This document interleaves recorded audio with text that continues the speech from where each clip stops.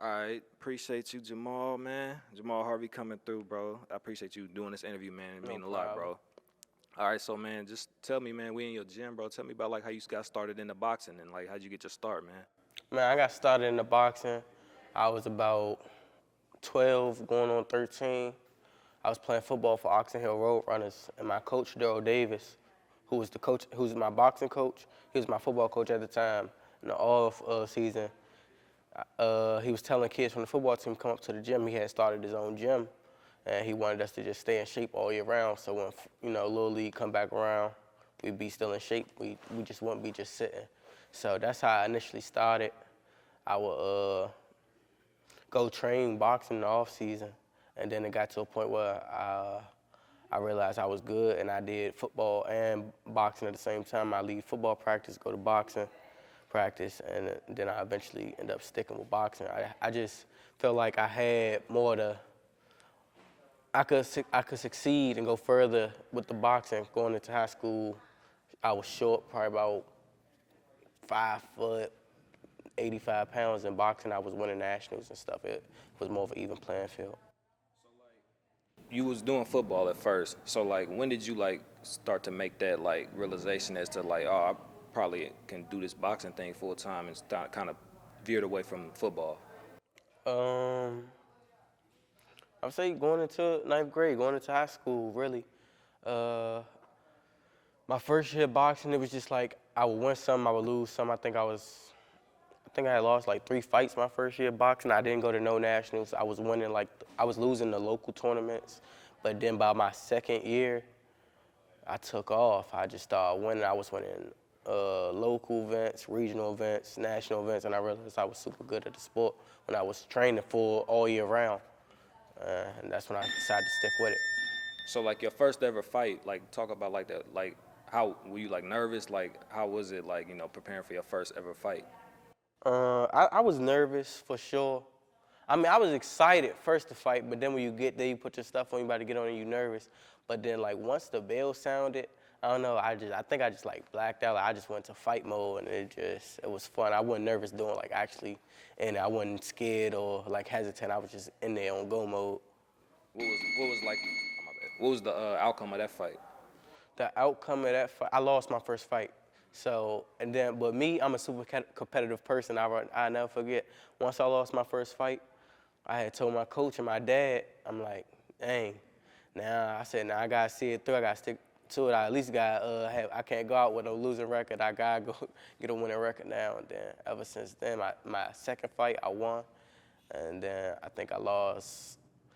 I would lose, win. I was 3-3 starting off, and then once I got to that third loss, I took off. I probably won like 50 fights in a row.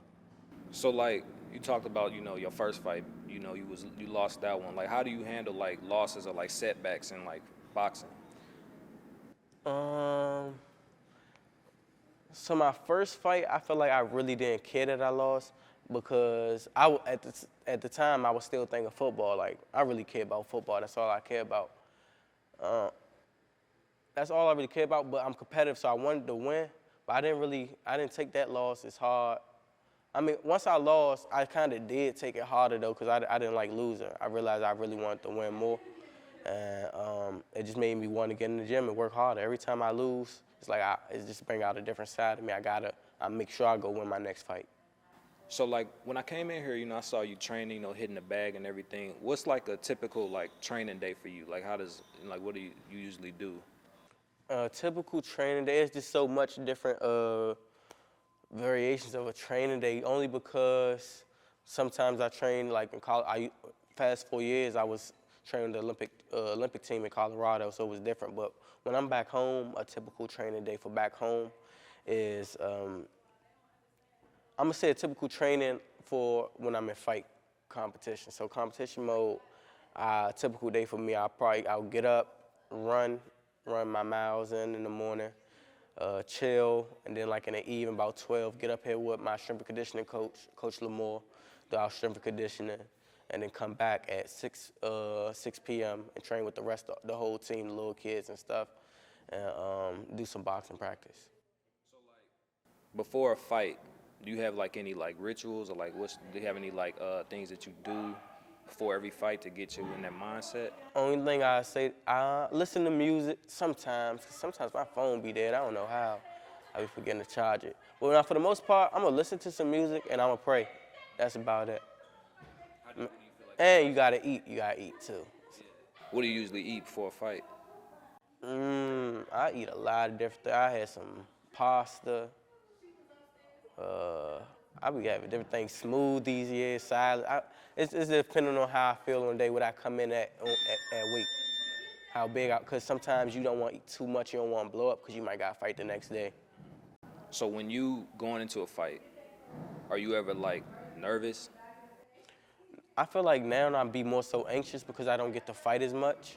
So now I just be anxious to get in the ring and like, dang, I just been training for all this time. Now I finally get to get in the ring and show my talent. So I just be more so anxious.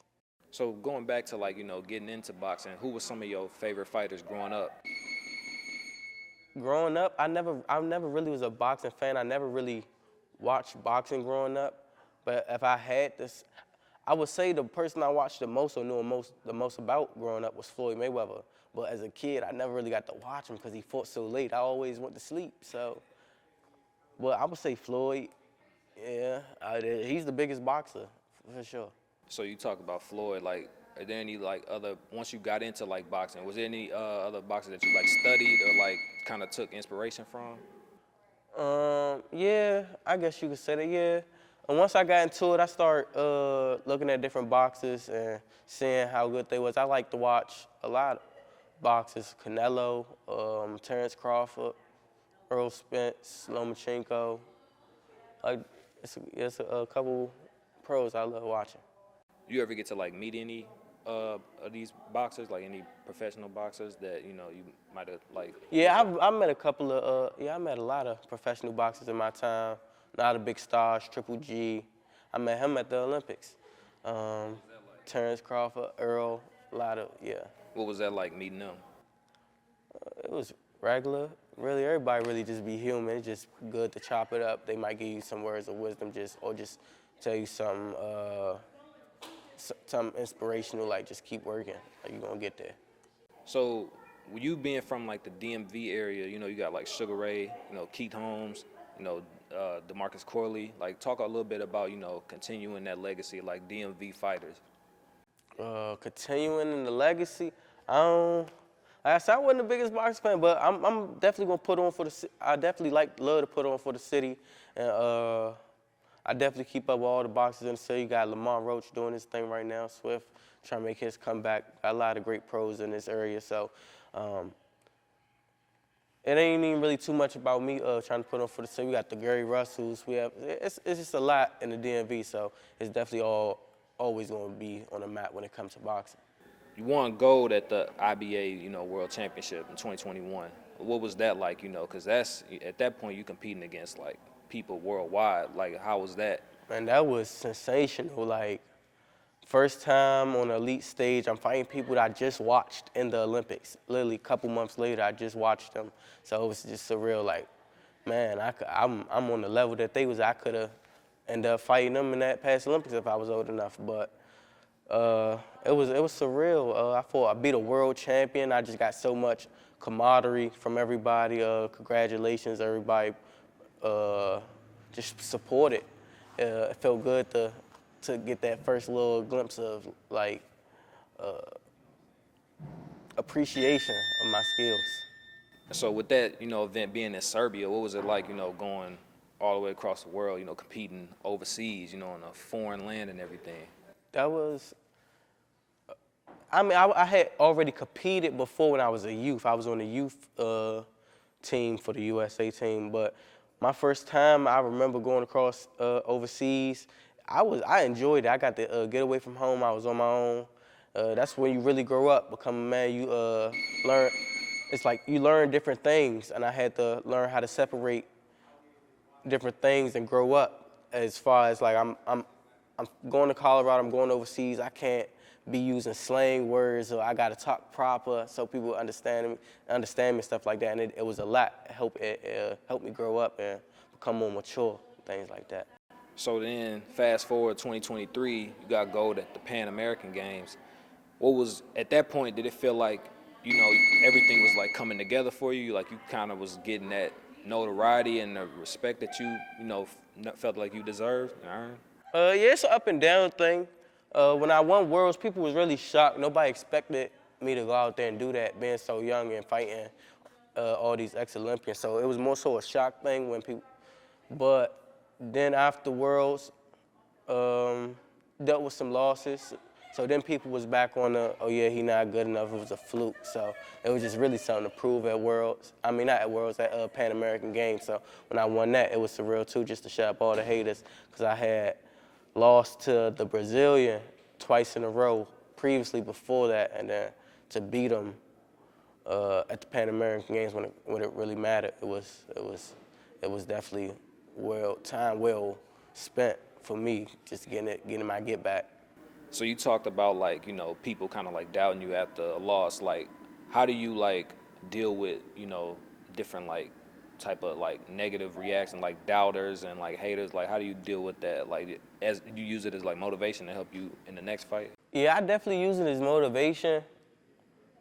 I definitely just be wanting to work hard. I hear it. It's like you could do so much. You gotta block it out though, but I really don't let it get to me for real. Cause at the end of the day, I'm a boxer, but boxing not gonna be my life. It's not gonna be my life forever. Someday I'm gonna have to give it up. Nobody even gonna remember this. So I'm just gonna do me.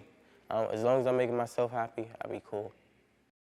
You were one of 8 people selected for Team USA. Like, people don't know how hard that is to qualify for the USA Olympic men's boxing team. Like, what was that process like, and how did you feel once you found out you was qualifying for Team USA?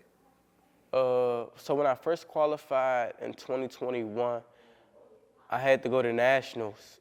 Basically, all you gotta do is you gotta go to nationals.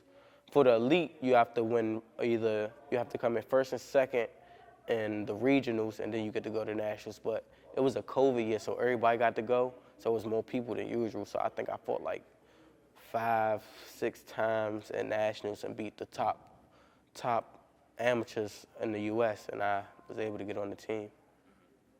And so you talked about how you were fighting for Team USA when you were a youth, and now you're doing it as an adult. What's that experience like representing your country? It's great representing my country. You meet people it's great representing my country. Even going out the country, you got other countries that respect you. You just get to go make friends. And then coming back home, you know, people just happy to see you doing good with yourself. And not a lot of people get to make it to where I was at. Representing my country is great. Everybody think it's so cool. I never really thought too much of it. I'm just thinking about the career aspect of it, I gotta win. Never really thought that big. I'm representing my whole country. And then it didn't really hit me till, really, I want to say the Olympics, when no matter who you is, if you don't even watch boxing, they rooting for you just because you represent the country. What was the homecoming like when you came back home? What was that type of support when you got from everybody? It was good because I took a loss in the Olympics, so I'm not gonna say I was down, but I wasn't as up as I would be if I won. So it just boosted my spirit, and seeing I really did something. I put smiles on people's faces, and it just put a smile on my face. Talk a little bit about the love that you get from just the city in general, being from the DMV, the love you get from just, people outside, the streets, wherever. Yeah, I get love everywhere I go. People be knowing me, gas stations. Sometimes I done got free gas a couple times. I know they always got the news playing in the gas station on the TV. So, yeah, that's who know me the most, I would say. Gas station clerks, any gas station I go into, they be like, I seen you before. So that'd be cool. Yeah, and then everybody been looking out, brands. If you got clothing brands and stuff, they help me out. You want some clothes? So it's just I feel like a community. I'm starting to get a community around me. So you're a 2-time gold medalist. Now you're an Olympian. So what's next for Jahmal Harvey? Next for me, right now I'm still making my decision on the pros or another Olympic cycle. I'm leading towards another Olympic cycle, though. It was just fun. It was one of the greatest I'm gonna say it's the greatest experience I've had in life. Yeah, and I didn't even win. I would say it would be worlds if I won, but even not even winning the Olympics like that whole atmosphere was electric. It was everything that I thought it would be. So with the 2028 Olympics being in LA, in your home country, the US, how important would it, or how amazing would it be for you to actually win a gold medal for Team USA? That would be. That's the goal. That's the goal now. My first goal, I just wanted to make it there. I wanted to make. I wanted to win it, but my ultimate goal was let's make it to the Olympics. The gold medal was a plus. Now this next time, now that I already made it to the Olympics, the gold medal is the goal. Like, I don't want nothing less than the gold. So who would you compare your fighting style to, if you had anybody that you would compare it to? Compare my style to. People ask all the time. I don't know. I would really. I'm gonna say. In today's, everybody always compare me to Terrence because we switch hit, but Terrence don't switch hit like me.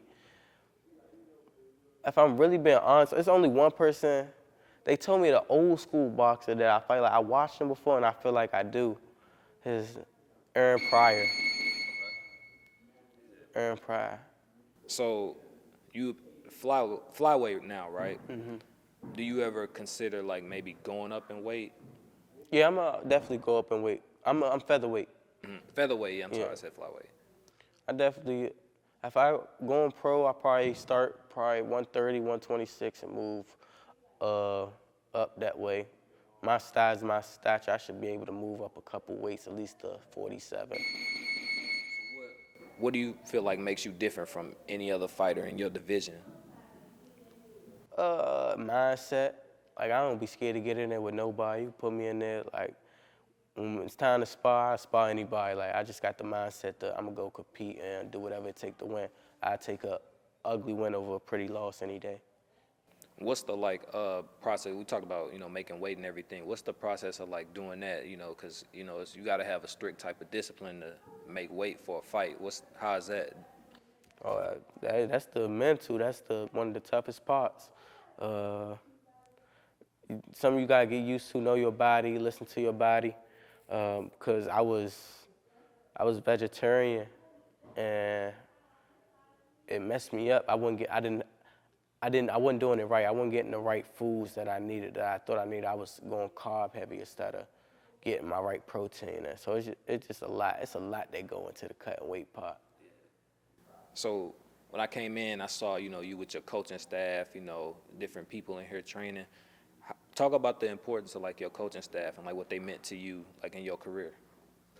My coaching staff they got me to where I am today. I'm a late bloomer. Not too late, but kind of late. Most kids start the boxing around 8. You could start at 8. I ain't had my first fight till I was 13. But they believed in me. They pushed me every day, got me the work that I needed, put me in there with better people so that I could up my rank quick. Without them, I wouldn't even be right here because I done seen plenty other gyms or other coaches, coach fighters, and I'm just happy that I got with who I got with. And so, talk a little bit about how do you recover like physically and mentally after every fight? I don't think you ever really do recover in the amateur circuit wise because after a fight, you got the next fight coming. The next day, you really gotta just be focused on, I guess, really just locking in on your next fight. You really don't really get to rest and recover. You gotta do your film study and stuff like that. But I guess after the tournament over, recovery-wise, I don't know, just take a little break. Gotta give your body a break. But during tournaments, I definitely always ice and get my massages done, relax my body. How difficult is it, if it is at all, to like balance like boxing with like your personal life? It's not too hard. Sometimes it will have you up all night, leave the gym, and then you want to go to like a friend function, want to go to their little event. That's the only thing I say. You might be out all day. I don't know, like me, because I be training so much too. Just be back and forth to the gym, running errands, then back to the gym, then out somewhere. Yeah, do get tough. It definitely get tough. So that's why when I get to my, I be trying to really enjoy my off seasons. Cause I'm in season, it's just gym home. Might get on the game at home, but can't be out.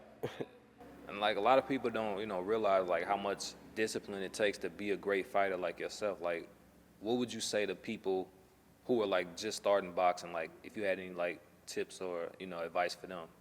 Tips on starting boxing.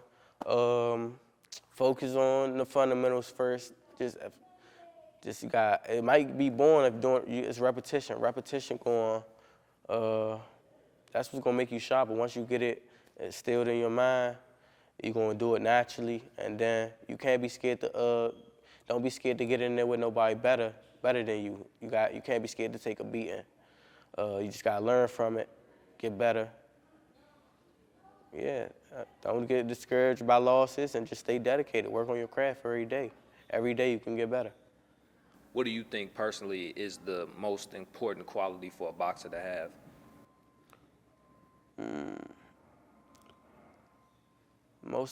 Toughness. I mean, if you can hustle somebody, I'm gonna say toughness. Yeah, toughness. Just having heart, because tough people, even if they not good, they tough. They keep coming. They trying. You make an easy fight feel hard. Like, I done had a lot of those fights fighting tough people. So, and then you might break somebody's will mentally. Like, you just keep coming, they might just slow down, and then you could take off. So, I'm gonna say toughness and heart. You gotta have that. And so with like boxing, especially toughness and heart, like it's a lot of people don't realize how like legit dangerous it is. Like people died in the ring, and like people get seriously injured. Like, is that something that you think about going into every fight? Like how you essentially putting your life on the line. Not going into a fight, but I definitely think about it like at night or something. Sometimes I'm just thinking like,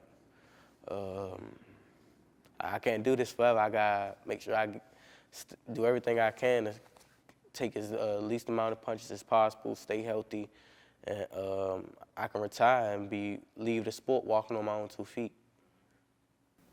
Do you have like a Mount Rushmore of fighters, favorite fighters? No, I only got a Mount Rushmore.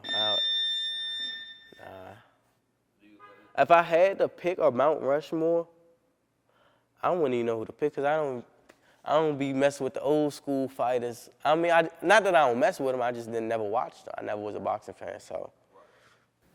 Do you have anybody that you want to like compete against like right now?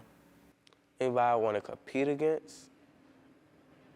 Yeah, I want to compete against, like, I don't know the best. Not nobody specific, but when I go, I'm gonna make the best fights happen. Whoever the fans want to see me fight, I want to change the sport. Like, I fight anybody. If I take my L, I take my L. Do you feel like boxing is like dying? Nah, I feel like it's coming back. It's coming back now.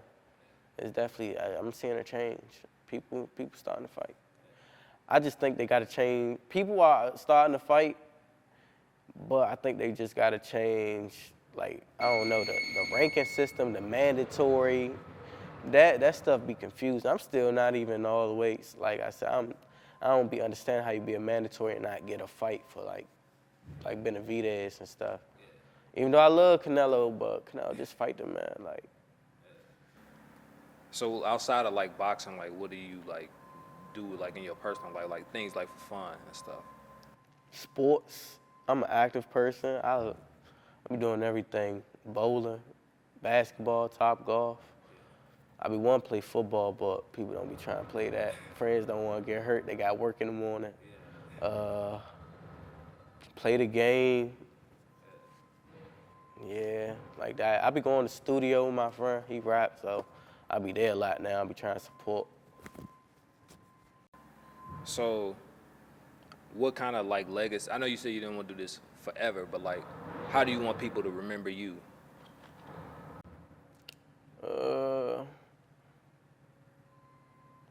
People remember me. I did what made me happy, really. It's nothing, I don't really got no guideline on it to where this is how I want you to remember. Remember me how you want to remember me, really. I don't know how to really answer that. Yeah. And so, I guess before you know, finish every fight, like, or when you get like about to get like, you know, getting judges, decision, everything, is there anything like, you know, going through your mind? Do you always feel like you want to make sure you left everything out there before every decision? For sure, I feel like I left everything out there. Every fight I had, I mean, except for one fight I was sick. I probably shouldn't have been in the ring, but other than that, I left everything out there in every fight I had.